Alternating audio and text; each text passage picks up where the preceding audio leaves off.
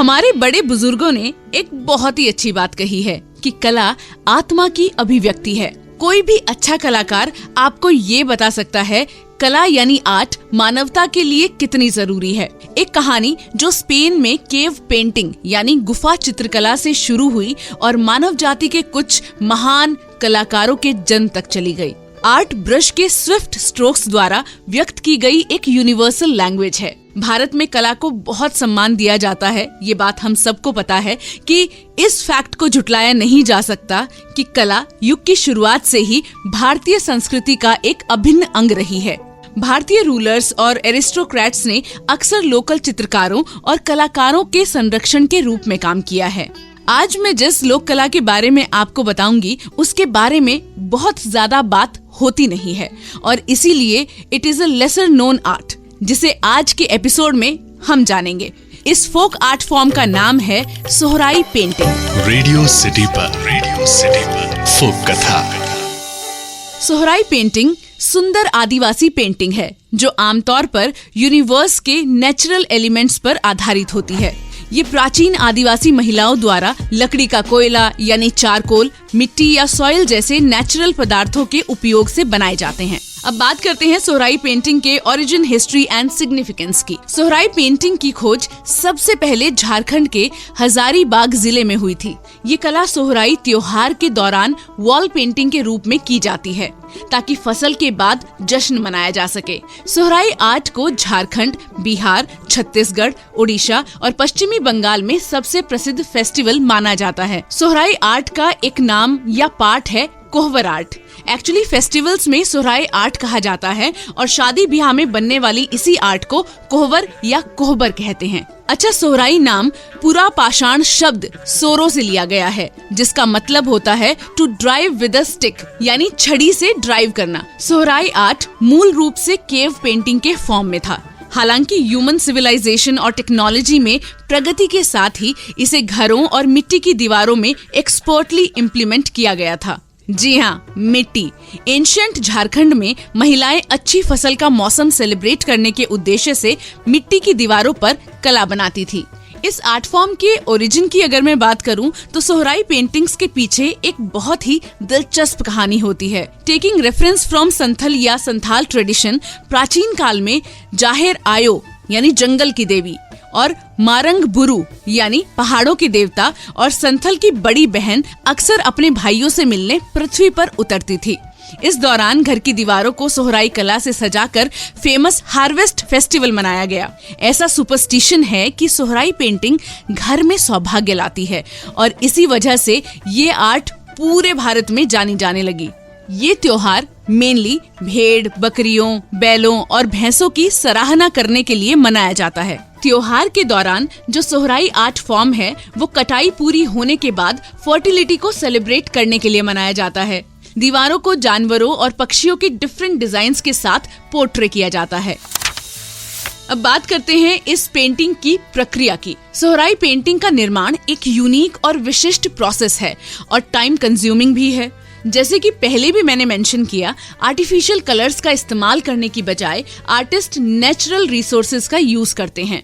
For example, कभी कभी मिट्टी को अलग अलग तरह की मिट्टी जैसे काली मिट्टी, लाल मिट्टी और पीली मिट्टी के साथ अच्छी तरह मिलाया जाता है। इस इंटरमिक्सिंग से कई कलर्स ब्राउन, रेड, येलो बनते हैं जो पूरी पेंटिंग में प्रमुखता से देखे जा सकते हैं। रंग बनाने के बाद पेंटर्स आमतौर पर उन्हें रंगों में डिप करने के लिए एक कपड़े का इस्तेमाल करते हैं और अट्रैक्टिव पिक्चर बनाने के लिए दीवारों पर डैब करते हैं। यूजुअली पेंटर्स दीवारों पर जो फिगर्स बनाते हैं उनमें नेचुरल कंपोनेंट्स की वाइड वैरायटी होती है जैसे पेड़, बैल और घोड़े जैसे जानवर, देवता, कमल और भी बहुत कुछ इसमें शामिल है। कलाकार ये मेक श्योर करते हैं कि जानवर पेंटिंग का केंद्र बिंदु हो, इसीलिए उन्हें जाइगेंटिक और प्रोमिनेंटली ड्रॉ किया जाता है। फिर दीवार के बाकी स्पेस को फूलों और पेड़ों जैसे सपोर्टिंग फिगर्स से चित्रित करके भर दिया जाता है।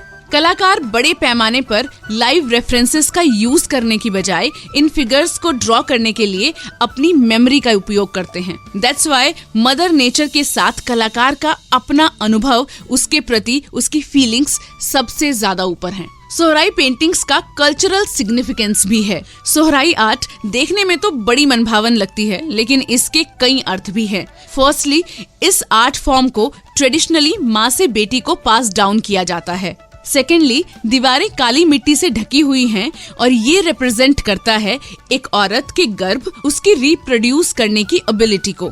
उसके बाद सफेद पृथ्वी नोन एज दूधी, जो काली मिट्टी को ढकती है, स्पर्म और लाइट ऑफ गॉड के प्रतीक हैं। सफेद और काली मिट्टी लगाने के बाद तुरंत दीवार पर रेड लाइन खींच दी जाती है। ये रेड लाइन प्रोक्रिएशन, फर्टिलिटी और परिवार के अर्ली एंसेस्टर्स को भी पोर्ट्रे करती है। रेड लाइन के बाद एक ब्लैक लाइन की मार्किंग होती है, जो भगवान शिव और शिवलिंग को रिप्रेजेंट करती है।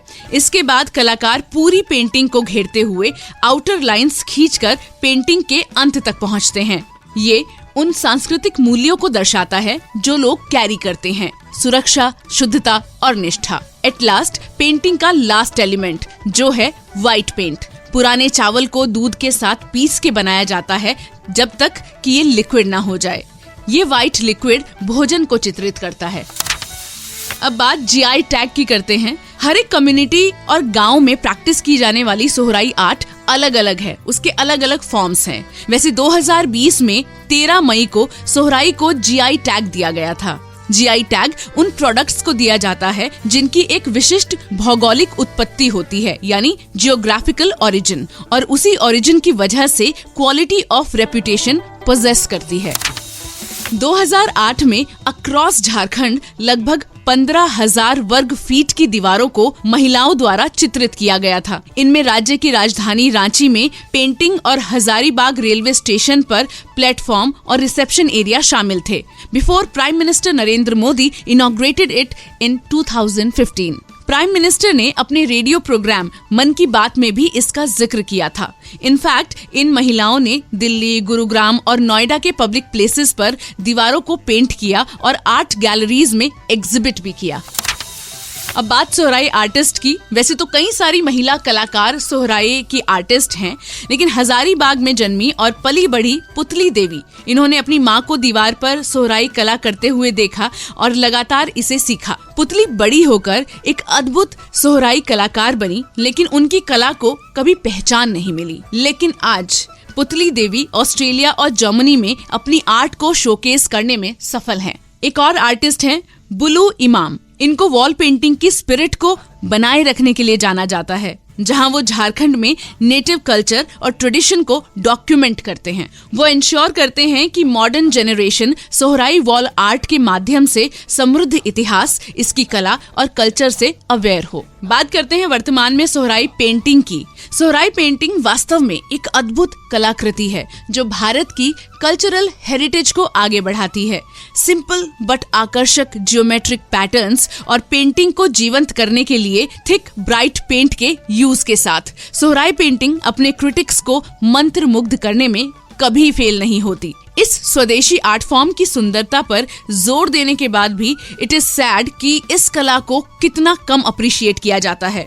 दिन ब दिन सोहराई आर्ट सक्रिय रूप से गायब हो रही है। अगर ऐसा ही होता रहा तो वो दिन दूर नहीं जब दुनिया से ये पूरी तरह लुप्त हो जाएगी। हालांकि इसको संज्ञान में लेते हुए भारत सरकार ने और भारत के लोगों ने इसे रिवाइव करने का फैसला किया। रेलवे स्टेशंस और सरकारी बिल्डिंग्स की दीवारों पर खींची गई सोहराई पेंटिंग्स को अक्सर देखा जा सकता है।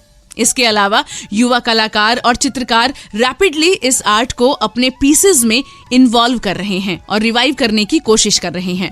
ये और इसी तरह के और कदम टू मेक श्योर कि मेजेस्टी सोहराई आर्ट जीवित रहे जरूर रंग लाएंगे। वैसे आप सोहराई पेंटिंग बनाने का ट्राई क्यों नहीं करते? यू कैन यूज नेचुरल या फिर artificial colours. Do try and tell. वैसे मैं भी कोशिश करती हूँ। बाय द वे, ये झारखंड की बहुत ही मंत्रमुग्ध कर देने वाली अद्भुत कलाकृति सोहराई आर्ट, सोहराई पेंटिंग आपको कैसी लगी, आपको कैसा लगा ये एपिसोड बताने के लिए आप मुझे इंस्टाग्राम पर संपर्क कर सकते हैं। @भाईसाहब के नाम से मिलूंगी। इसके साथ ही बहुत सारे इंडिया के फोक आर्ट्स के बारे में मैं इस पॉडकास्ट के अलग अलग एपिसोड्स में बता चुकी हूँ, तो उन एपिसोड्स को भी सुनिए और उनका भी फीडबैक मुझे आप जरूर दीजिएगा। अगले एपिसोड में एक और बहुत ही बेहतरीन आर्ट के साथ आपको मिलूंगी। तब तक सुनते रहिए फोक कथा मेरे यानी कि पायल के साथ। रेडियो सिटी पर सिटी पर फोक कथा।